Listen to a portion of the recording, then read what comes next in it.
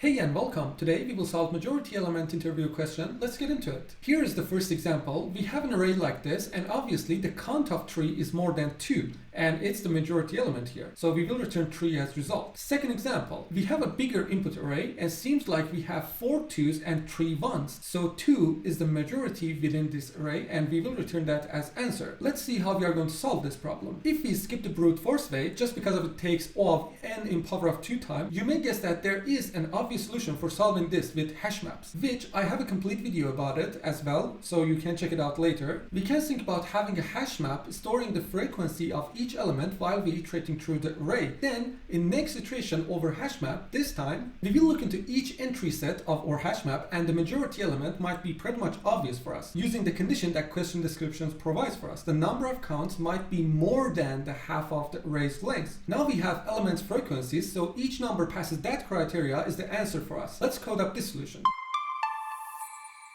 Here we are in Leetcode. For HashMap solution, first we will create a map for keeping track of frequency of numbers. Next, we will iterate through nums using for-of loop in JavaScript and use map.set for setting the previously stored value +1 in case if it exists in our HashMap already, or if we haven't stored it yet, it will be fallback to 0 + 1. Next up is to find the majority element, and for that we will do an iteration over entries of our map object, again using for-of iterator, but this time since we are using map and not array, we have access to both key and value that we will plot them out in the for loop signature. Then here's the time that we might check for the condition. If the value, which represents the frequency of stored key, is bigger than half of the length of array, we might return the key we have because it's the majority element. Otherwise, we will return -1 at the end of our function just to say that we did not find what we are looking for. Now, if I run this, tests are passing, and if I submit,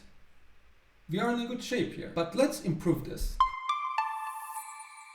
That was a solid, nice solution, but since we are doing 2 iterations to find the answer, plus we consume O of n space because of HashMap, it doesn't seem to be that much optimal. So there's an interesting idea, which name is Boyer-Moore voting algorithm, which will take only O of n iteration time with no space consumption. The idea is that we can have an iteration in which we choose the first number we have as a candidate, and we will keep the count of it. But this count will act as kinda as a global frequency variable. I mean, as long as we go through our iteration, if we see the same number again, we will increment the count, and if we see another number, we will decrement that count. The thing is, when this count gets down to 0, in this case as a result of still seeing 1 instead of 2, we will replace the candidate and continue this cycle. And as a result, finally, whichever number survives until end of our iteration simply becomes the winner, and that means we find the majority element without the need for HashMap or doing any brute force way. So let's jump into the code to implement this solution. But before that, I just want to mention a small thing. This is me at 1 a.m. in the middle of the night going to my bed after finishing this video. And this is how I become when you subscribe to the channel.